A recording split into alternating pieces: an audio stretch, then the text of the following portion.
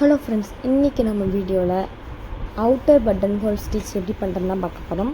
நம்ம வந்துட்டு போன வீடியோவில் button whole stitch, inner button whole stitch எப்படி பண்ணுறதுன்னு பார்த்தோம். இப்போ அவுட்டர் பட்டன் ஹோல் ஸ்டிச் எப்படி பண்ணி பார்ப்போம். இந்த மாதிரி நீங்கள் ட்ரா பண்ணிக்கோங்க. இந்த மாதிரி நீங்கள் த்ரெட் எடுத்து முடிச்சு போட்டு இந்த இடத்துல வந்து மார்க் பண்ணிக்கோங்க. இந்த இடத்துலேருந்து நீங்கள் இப்போ கீழே ஃப்ரேம் கடையில் த்ரெட்டை எடுத்துக்கோங்க. லாக் பண்ணாமல் எடுத்து கீழே லாக் பண்ண தேவையில்ல.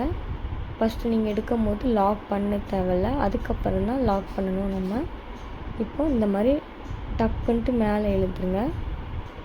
இழுத்திங்கன்னா உங்களுக்கு மேலே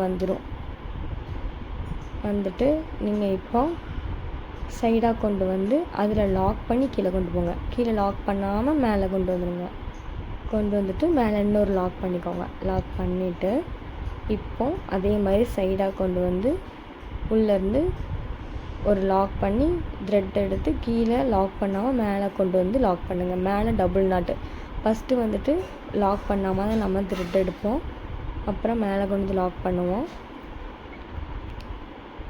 இப்போ பாருங்கள் சொல்கிறேன். சைடாக கொண்டு வந்துட்டிங்களா? இப்போ ஒரு லாக் பண்ணி கீழே கொண்டு வந்துடுங்க. கீழே லாக் பண்ணாமல் மேலே கொண்டு வந்துடுங்க. பண்ணிவிட்டு ஒரு லாக் டபுள் லாக் பண்ணுறோம். பாருங்கள், ஒரு லாக் ஆயிடுச்சா? லாக் பண்ணிவிட்டு கீழே லாக் பண்ணாமல் மேலே இழுத்துட்டு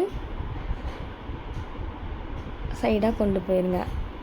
இந்த மாதிரி ஸ்டிச் வந்துட்டு இந்த ஃப்ளவர் ஃபில்லிங்க்கெலாம் நம்ம போடலாம்.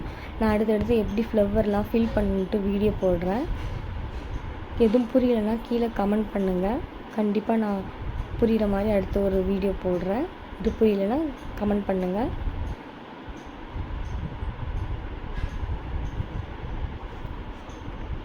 கீழே வந்துட்டு லாக் கிடையாது, மேலே தான் டபுள் லாக் வருது.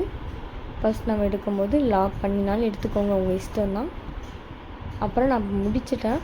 இப்போ லாக் பண்ணி இன்னாட் பண்ணிட்டேன். பார்த்துக்கோங்க, இதுக்கு நம்ம செயினே போட தேவையில்ல.